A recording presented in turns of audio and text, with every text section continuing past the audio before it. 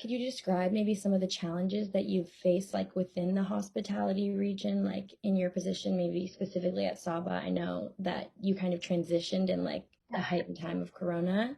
And so, like, maybe some of the things that you've had to face, like, I know you're the director of people and culture, so in the HR department, I guess. Yeah, absolutely. It's, first and foremost, and it's just such a testament to Pomegranate Hospitality and Saba. Our number one goal through this whole entire process was the safety of our team members. And, even pre-COVID, our entire mantra is to create this really safe and comfortable work environment that maybe hasn't necessarily always been the case in restaurants and kitchens especially. Our number one goal was the safety of others. So it's like, how do we do that? What are the things that we can do as a company to make people feel safe to come back to work, and then make our guests feel comfortable coming back to the restaurant? Now we're from this pandemic where it's like we literally can't come together, right? Because you can't physically be close to one another. What are the things that we can do to still be supportive and make people feel comfortable? Um, we did a lot of community outreach in the very beginning. When we were shut down, it was still Alon was out there cooking for people, the hospitality industry that had been laid off, in Denver and in New Orleans. In your role, you have like a lot of insights to the industry in general in New Orleans. So I was Mm-hmm. wondering, like, from what you've seen and like the people you've talked to, just in general, like the economic impact on the restaurant industry, in this city in particular, with like a really heavy culture on like food. I think I think unfortunately the service industry did get hit very hard through all of this, and people made life decisions and actually changed careers. You had people move, you had people who were, chefs and servers that decided to go back to school, decided to go work an office job because there weren't any restaurant jobs. So right now, it just seems like across the board, everybody's really having a staffing issue. Through our research, we've seen that like tons of restaurants within New Orleans, like specifically in local communities, have been hit really hard by like those shutdowns.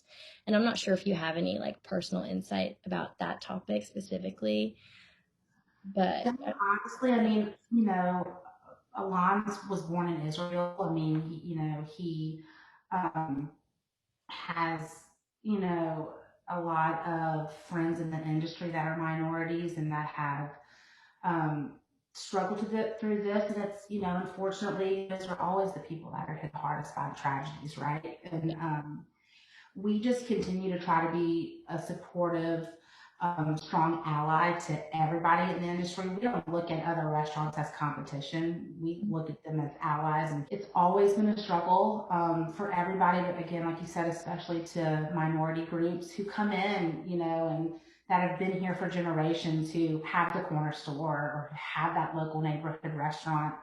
Um, and they're not some big chain or have all these backers. It's them, it's their family. And we just want to continue to support them. We, try to source the majority of the products we use from local vendors, local farmers.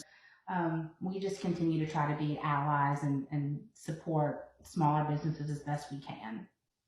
Yeah, awesome. and I think that it's a really great outlook to have on it. I think a lot of restaurants do have a similar attitude because restaurants have just been proven, like through our research and like so many others, to have like a really positive impact on the communities that they Yep. reside in, especially through just like cultural expression and kind of like relieving like xenophobic attitudes and all kinds of other things like that.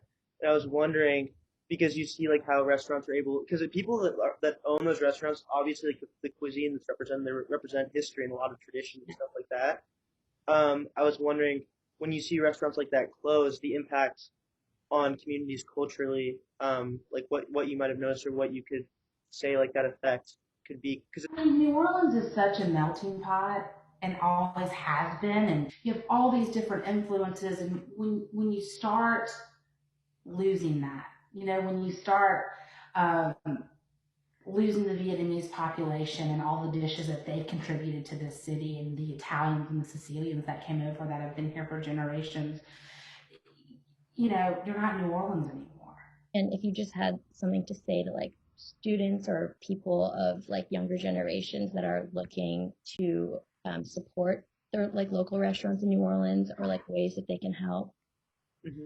Absolutely. I think first and foremost, if you're interested, whether it be a culinary position or from a service standpoint, management standpoint, um, put yourself out there and go for it. And if it means starting off, washing dishes, that's what Alon did. He started off because he just wanted to be in the kitchen somewhere.